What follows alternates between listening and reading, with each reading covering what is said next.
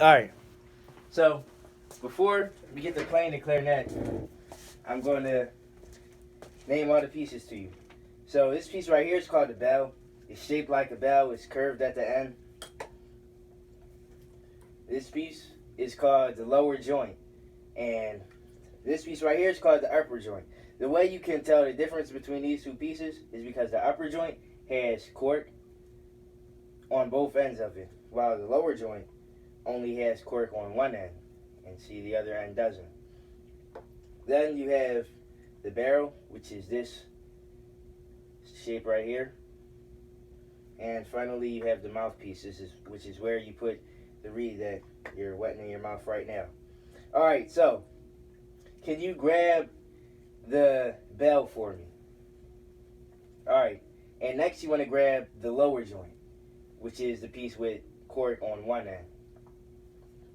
Alright, and so what you want to do is use the end with the cork and put that into the bell. It doesn't matter which way it goes in, as long as it's in, since the bell is symmetrical. Okay, and after you do that, you want to get the upper joint. Has cork on both ends. But when you connect these, this key right here, you want to make sure that you have this pressed down when you connect them. Because if you don't, you might actually break a key or something. And the way you know if you're connecting these right is when you have your finger up, you twist it on, and that right there needs to line up with that piece right there. And see, you want to make sure that piece is up. So you press down that key right there. And the fingerings, the holes are all lined up too.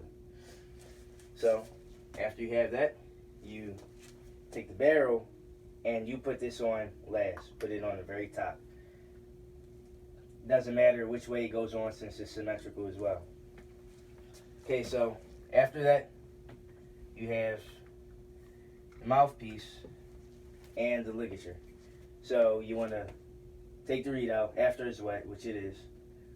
And basically the flat side, you want to put the same way as the mouthpiece. Yeah, like that. On the flat end of the mouthpiece. And then you want to make sure it's lined up with the top of the mouthpiece. And you can adjust that in a second. And you want to put the ligature over that to hold the reed in place with the mouthpiece. And you know the ligature is on right if it comes down past that line right there, which it doesn't. So you have to loosen it some until it comes down enough. So you loosen it, it comes down, and good.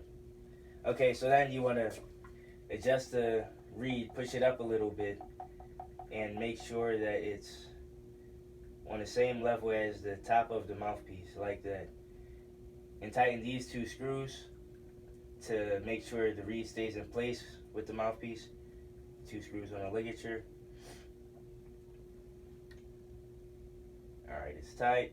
And then you just put this on here. But before we do, we have to make sure you can get a sound out of just the mouthpiece. Because if you can't get a sound out of the whole clarinet. So the way you do it is you put this end in your mouth.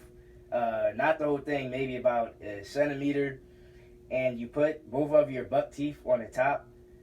And you put your lower lip over your bottom teeth. Not a lot, just a little bit.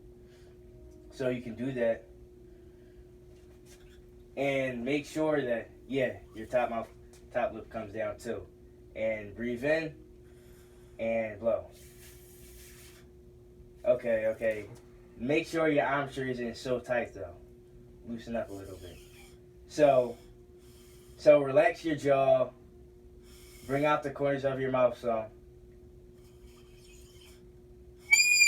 Way too tight. Just relax your jaw a little bit. Don't bite down on it with your lower lip. Just blow. Wait, my teeth go on there? Your top teeth go on the top of the mouthpiece. And your lower lip. There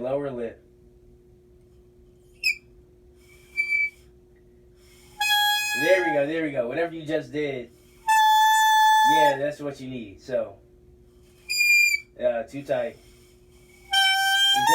Exactly, just like that. So it takes some time to figure out, but yeah, exactly. Also you can try bringing it down some, not so much out, but down like that. That might work as well. You can play around with that. Yeah, exactly.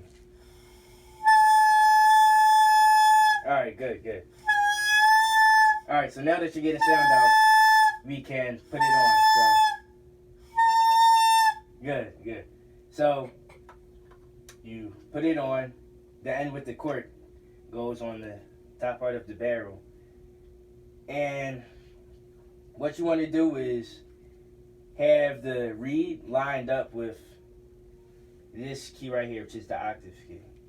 So you want to make sure it's lined up with that, and also lined up with the thumb rest, which is lined up with the octave key.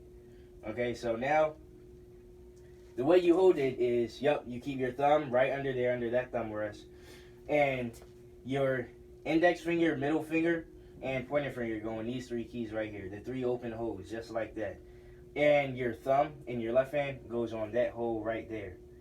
Okay, and then for your right hand, you have your index finger, middle finger, and ring finger go on these three bottom open hole keys, and your thumb, your pinky, and your left hand can just sit there for now. All right, so try that. Make sure that they're on the holes all the way. Otherwise, you won't get a sound. You'll get something really airy. And is the thumb on? Yep, it is. Thumb rest. All right, so take these keys off for now. Keep your thumb stays there all the time. Take off these two fingers. Exactly. Yep.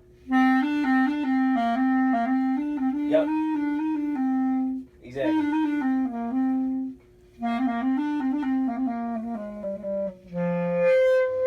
All right, good. All right, so now. Oh, I know scales.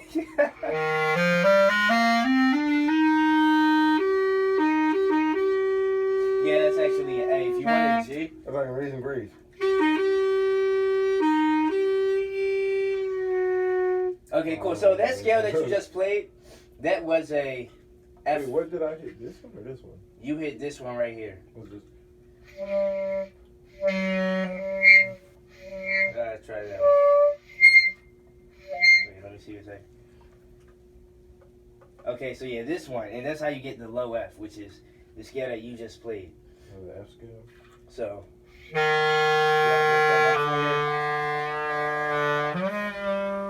Alright, now if you lift up one finger one by one, like you just did, you get an F major scale. Now, since you caught on too fast. What's these do? Okay, now wait. Okay, now since you. These are basically for the chromatics. I mean, if you play the F and you hold this down, you get a low E. Okay, but since you learned the F major scale so fast, we can learn the second octave of it as well. So you played up to an F. So if you take off both fingers and hold nothing down, then you get a G. And this key right here that you held down, this is an A. The next octave up. And after you play that A, if you hold this key down, right above your thumb, you get a B flat. Alright, so just try those three notes. A, B flat. G, A, B flat.